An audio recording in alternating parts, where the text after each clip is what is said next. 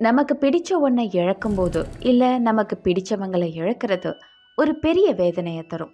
அந்த லாஸை அக்செப்ட் பண்ணவும் அந்த வேதனையை கடந்து போகவும் நம்ம பொதுவாக 5 துக்க நிலைகளை கடக்க வேண்டியது இருக்கு. டினையல், மறுப்பு, கோபம், பார்கெய்னிங், டிப்ரெஷன், கடைசியா அக்செப்டன்ஸ். மொதல் ஸ்டேஜ் டினையல், மறுப்பு. ஒரு லாஸ் நடந்ததும் நாம அதிர்ச்சியாகி உணர்வு இழந்த நிலைமைக்கு போறோம்.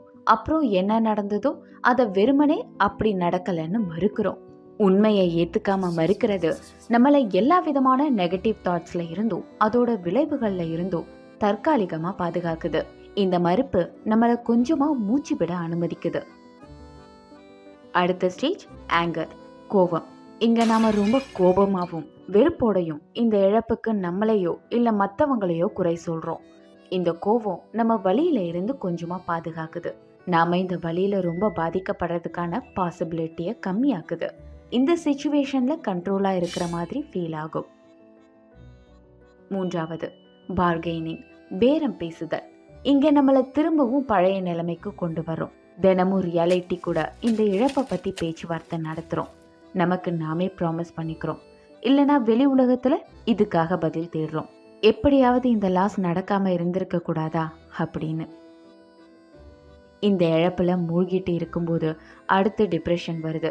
நம்ம சோகமாகவும் விரக்தியாகவும் உணர ஆரம்பிக்கிறோம். மற்றவங்க கிட்ட இருந்து நம்ம விலகி தனியா போறோம். ரியாலிட்டியை எதிர்கொள்ளும் போது டிப்ரெஷன் தான் அந்த துக்கத்தை சமாளிக்குது. அடுத்து இதுல இருந்து வெளியே வர ஆரம்பிக்கிறோம். கடைசியா அக்செப்டன்ஸ், ஏத்துக்கிற மனநிலைக்கு வரோம். நமக்கு நடந்ததை ஏத்துக்கிறோம். இதுக்கு நம்ம மறந்துட்டோம்னு அர்த்தம் இல்லை, ஆனா அதுக்கு பதிலா இந்த இழப்பை நம்ம வாழ்க்கையோட ஒரு பகுதியா நினைக்கிறோம். பிரிஞ்சு போனவங்களோட நினைவுகளை கௌரவிக்கிறோம்.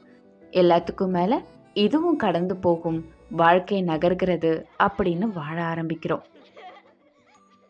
ஏத்துக்கிற மனநிலைக்கு வந்தது இது முடிஞ்சு போச்சு அப்படின்னு அர்த்தம் இல்லை. துக்கம் அப்படிங்கிறது இழப்புக்கான ஒரு சிக்கலான உணர்வோட பிரதிபலிப்பு. குறிப்பா நாம நேசிக்கிற ஒருத்தரை இழக்கிறது, இல்லைனா நம்ம வாழ்க்கையோட பொருளாதாரத்துக்கு உதவுற வேலையை இழக்கிறது. இது ஒவ்வொருத்தருக்கும் தனித்துவமானது. இந்த ப்ராசஸ் எப்பவுமே ஒரே மாதிரி இருக்காது. வாழ்க்கையை திரும்பி பார்க்கும்போது பழைய மனநிலைய இப்போ ஒரு புது அனுபவத்துல புது உணர்வோட பார்க்குறோம். அது சில நேரம் நாம பின்னோக்கி போயிட்டு இருக்கோம்னு தோணும். ஆனா மற்றவங்களோட உதவியால ஒவ்வொரு புது நாளும் கடக்க கடக்க காலம் எல்லா வலிக்கும் மருந்தாயிருக்கு.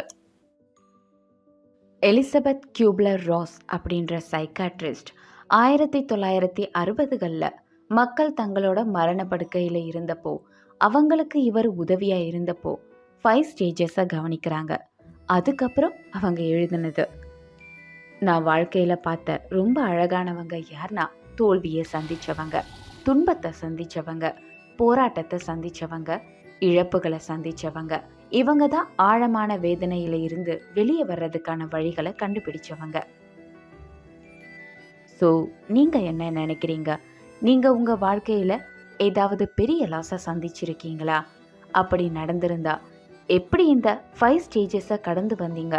இல்லை நீங்க உங்க வேதனையை வேற விதமா சமாளிச்சிங்களா? உங்களோட கருத்துகளையும் அனுபவத்தையும் கீழே கமெண்ட்ஸ்ல ஷேர் பண்ணுங்க.